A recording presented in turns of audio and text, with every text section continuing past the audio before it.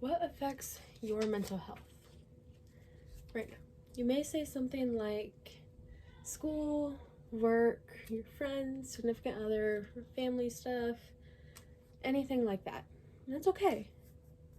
But how do you think your mental health would be affected by an all-out war? This war can go from a 2-day simple solution to an all-out 10-year war like World Wars. Or even worse.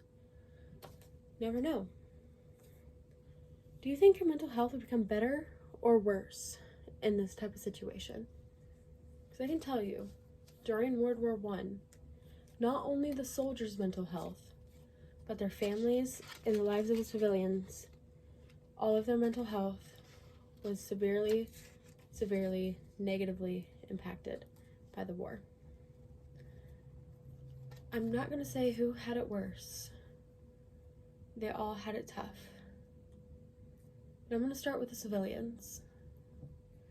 Their mental health was so terribly destroyed by air raid threats and air raids and bombings in general. Stephanie Coraline wrote a book called When Ward Came Home, Air Raid Shocks in World War I. On page 293, she wrote that the dread caused by air raid threats had more of an impact on civilian lives than actual bombings did themselves.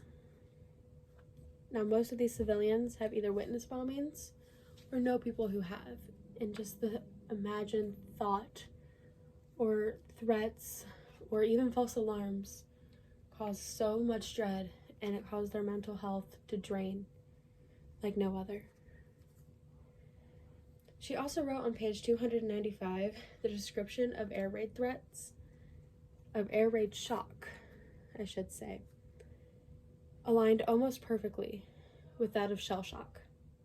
Now, in case you don't know what shell shock is, it's a form of PTSD in soldiers who have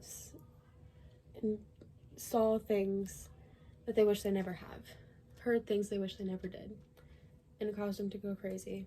It's a form of PTSD that only is in soldiers. And now the fact that air raid shock is almost perfectly aligned with it just terrifies me. However, she wasn't the only one who wrote about civilians' mental health. Claire Hilton wrote a book called Civilian Lunatic Asylums During the First World War, a study done on one of the asylums there. Don't exactly remember the name of it off the top of my head, and I forgot to write it down. However, on the very first page of that book, the entire population of those who were already in asylums had so much more dread applied to them when soldiers and more civilians kept rushing in from their trauma that they almost got neglected because they were under the shelter of the asylum, which caused their mental health to go back down. So again, civilians' lives were all severely impacted, and their mental health went down the drain with them. But it wasn't only the civilians' mental health that was affected by a war. It was also the soldiers and it themselves. Linden wrote on page 289, psychological trauma of World War I has been linked to the mental breakdown of soldiers even up till now. I mean, not anymore, but the breakdown of soldiers was always caused by something that they have seen or heard and things like that. So their mental health all just went so horribly when they witnessed things that they wish they never had. And then Hilton also wrote in her book about the soldiers. On page 11, it says, regarding the mental health policies and so many more factors went into why soldiers were having mental breakdowns. It was the thought of their family members being unsafe and unprotected. Got my cards. Being unsafe and unprotected, and all the way up till witnessing a child's murder, or even their best friends, or even an enemy.